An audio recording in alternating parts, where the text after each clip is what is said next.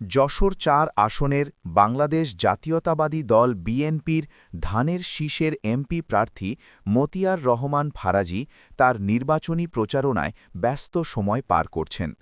২৫ জানুয়ারি রবিবার প্রচারণার চতুর্থ দিনে সকাল থেকে মধ্যরাত পর্যন্ত নেতাকর্মীদের সাথে নিয়ে চালিয়ে যান তার নির্বাচনী প্রচারণা।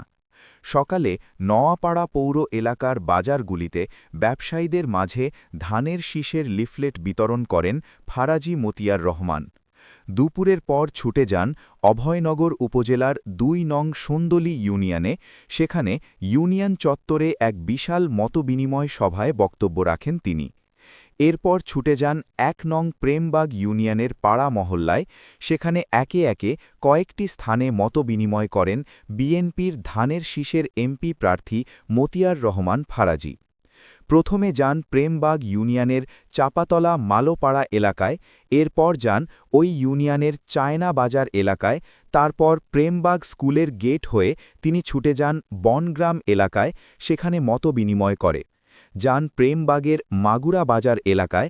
সেখান থেকে চলে যান ওই ইউনিয়নের মাগুরা ধলিরগাতি মোড়ে। সেখানে নেতাকর্মী ও সাধারণ ভোটারদের সাথে মতবিনিময় শেষ করে যান প্রেমবাগ ইউনিয়নের ধলিরগাতি বাজারে। সেখানে সকলের কাছে ধানের শীষে ভোট প্রার্থনা করে এই দিনের প্রচারণা শেষ করেন। সত্যের সন্ধানে দক্ষিণ বাংলা।